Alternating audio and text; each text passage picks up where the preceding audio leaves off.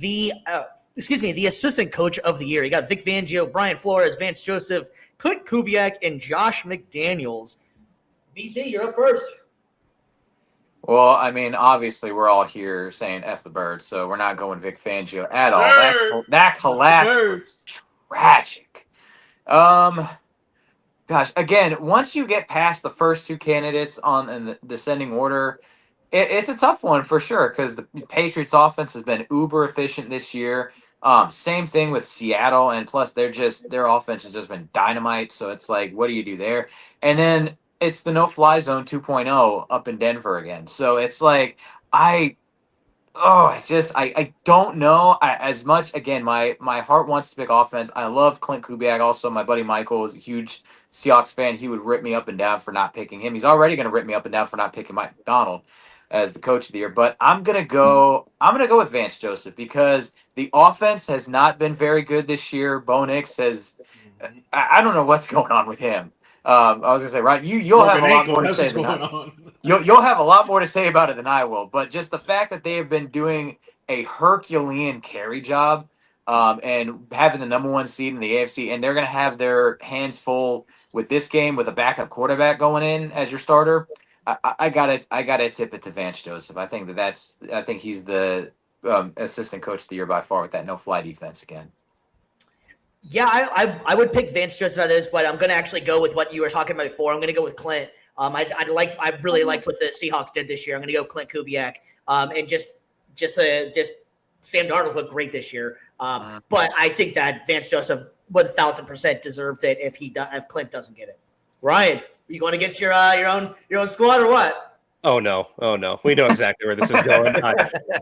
I'm never saying a positive thing about Josh McDaniels. So this list has a lot of Denver ties. Obviously Vic Fangio is a coach here. And just here in Denver, we talk about it weekly about the turnaround that Vance Joseph has had, because when he was here, the first couple weeks, everybody was behind him as a head coach. I'm speaking.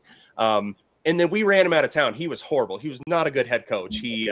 He'd always come on every single week, and the running line was, well, we had a great week of practice. We're like, well, we're going to get smoked by 20 this week. That's fun. So then everybody was very concerned when Peyton brought him on. Obviously, he's a defensive guy, so there was some hope there. And then they go to Miami, and I think week 3 and lose 70-20. And I was expecting them to leave Vance in Miami. The fact that he has turned it around since that point, and just seeing, this defense bends but doesn't break. They give up some big chunk plays, and then recently they've been getting some more turnovers, but that's been the one downside is they don't get as many turnovers as the no-fly zone did. So I'm going Vance Joseph as well, and I'm also an Oregon guy, so I've been a Bo Nix supporter for a while. And the guys commenting, they'll probably rip me on this because we bring it up in our group chat every single week. But I'm of the belief that Sean Payton has been holding Bo Nix back, and Bo Nix has been able to thrive despite his head coach. So that is my official stance on that. And and we our episode that we dropped today on my podcast is about 28 years later, the Bone Temple, which I made a joke that I'm going to go into the Bone Temple and find an ankle bone for Bo Nix so that he can play on Sunday. So. That's crazy that you said that you think that Sean Payton is holding him back, because we had an episode and I actually said that. Like the fact that he doesn't let him gunsling really pisses me off. Like dude, they haven't really scored more than 17 points. I think it was halfway the season. I think it was like week 7. From then on, they haven't scored more than 17 points, and the defense has been doing all the work. So that's why I got to give it to Vance Joseph. Honestly, if Seattle Seahawks DC was on this list, I probably would have picked him. But Vance Joseph, man, that defense has been carrying Denver all year, and it looks like they're about to do it again against the Patriots because, man, They are just disgusting, from safety to corners to linebackers to the defensive line. Man, they are awesome. Yeah, correct me if I'm wrong, Ryan. You just was mentioning it a little bit ago too. Was Vance Joseph was the DC whenever they got that huge blowout in Miami?